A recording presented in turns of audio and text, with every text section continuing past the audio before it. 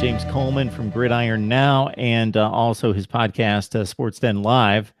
And we always enjoy the Florida State football talk with the Noles going at it against each other during the annual Garnet and Gold game Saturday night, 6 o'clock Eastern time. And James, this is almost going to be like an event. Like you said, it's become a recruiting tool. They got entertainment. They got all sorts of stuff going on. Yeah, we got people are trying to make fun of it. I don't get it. I mean, I'm not old, but I'm not young. I'm actually excited about the concert afterwards. I mean, Salt and Pepper, their iconic group. Vanilla Ice, I only know one song, but he can do that 5 times. I like Ice Ice Baby. It's a good song. And Rob Bass. I mean, I'm gonna be real. I'm going for the tailgate. Me and my teammate Gino Hayes. We have a little side podcast we do called the Dope Boys. We're going to do a tailgate, and we're going to do it up. We got a DJ. We got all kind of food, grill. We're going to hang out, have a good time, interview some people. The tailgate is where it's at. It's about the fans. We're going to probably have about 40 to 50,000 people showing up. I can't remember having that many people at a game.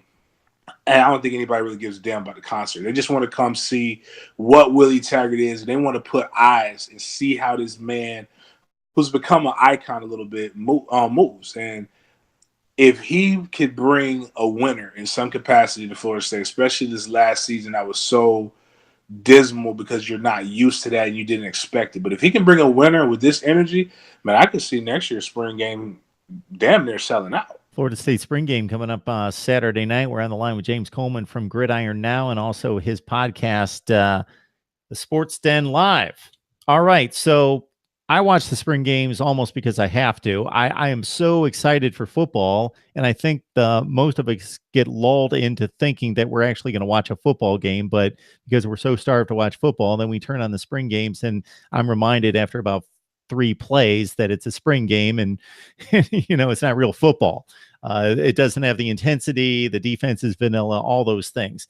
So I'm almost more dependent on a good broadcast team, not to tell me what's going on the field, but to give me the storylines from spring camp if they've prepped and done their work leading into the game. So based on you going out to practice and the contacts that you have and everything what should we be watching out for? You should be watching out for the progression of James Blackman, obviously, on offense. What you should be watching for is the offensive line isn't going to dominate our D line, but you should definitely be watching for flashes. You should watch for effort on that. The defensive line is very good, so just watch it for the creation of holes.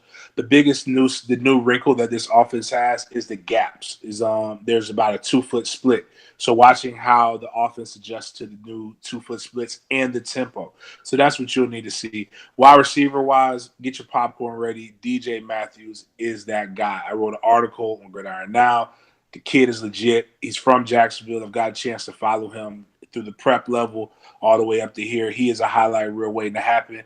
Tamron Terry is another good wide receiver that you should be watching for. How we use the tight ends. There's going to be essentially what I consider 2 types of tight ends. The traditional fullback would now be an H-back. So those are your guys that are about 6'4" to 6'2", and then you've got your bigger tight end that's more of your wide receiver threat. So watch how we use those in the offense and what kind of sets do they show. 3 running back sets that can give you excuse me, is 10 personnel. Without that, got stumped there. That CTE, but so those are the things on offense you need to look for. On defense, Brian Burns. Is Brian Burns going to become that next great defensive end for Florida State, as we've had so many be successful in college? Devonta Jackson, is it Dontarius Jackson? Anyways, D-Jax at linebacker. And really, from a secondaries perspective, is Stanford Samuels the third, and a guy who I like, I just call him Black Isis. Hamza, Nazar, whatever. It's got a really hard name to pronounce, but you'll know exactly who he is. Bottom line, like I wrote an article saying fans will know exactly how to pronounce his name at the end of the season. He got a chance to bang Bo Scarborough in the beginning of the season as a true freshman. The kid is 6'4", 215 pounds, not afraid of contact. He's going to play that star position that we've seen Derwin James and Jalen Ramsey kind of make famous. He's the next man up. I like his style. Biggest thing is, can the guys match the swagger and the energy of the head coach?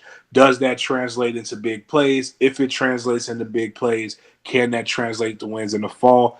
You know, you have no reason to not be excited. I can see tempering your enthusiasm, but you have no reason to not be excited based on what you've seen. You mentioned DJ Matthews being a guy to look out for. Obviously, Auden Tate moving on to the NFL early. George Campbell's a pretty substantial player, solid wide receiver. Do we know his status? I don't even know if he's practicing. I know that he was hurt pretty badly and he was questionable going into spring camp. Yeah, he hasn't really practiced. He's got an ab injury. It's very difficult to recover from those. It's just like most injuries, you rest.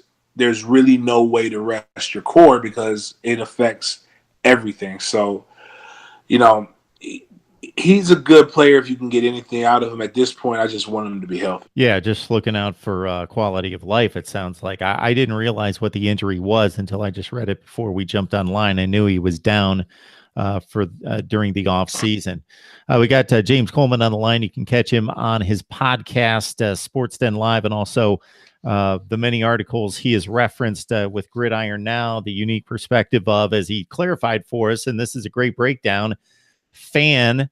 And so you don't see that out of a lot of players. Some you do, but some players, they didn't watch football. They played football. They didn't watch it. They weren't fans. But then they go to a school like Florida State and suddenly they're fans after, and they come back, but they don't know a whole lot about what happened before them. Obviously, he played for the Noles from 2002 to 2005. And then since then, as a journalist and a media member. So it's good stuff, James. We appreciate the time. Anything else we should look out for before we let you go? That's pretty much it, man. Just really energy and speed. Can he take what he's done in South Florida and Oregon and replicate it on a higher level in Tallahassee? Expectations come here. I mean, we're used to winning conference championships. We're used to being in a national discussion. So really, does he respond? He's got the support of the city. He's got the support of the former players, but most people are only as loyal as their options. So, and the option is, if you're not winning, you will see the fan base turn on you. So that's pretty much it. All the odds are on Willie Taggart. And the fan base and college football nation at large has such a short memory. This team just won an Orange Bowl and finished in the top 10. This was a little over a year ago. So it's not been that long since Florida State was front and center. And of course, their quarterback goes down and the season unravels to a certain extent last year. All right, James, we appreciate you stopping by. You have a great time at the spring game. It sounds like it's impossible for you not to. And we'll catch up with you soon. All right, sounds good.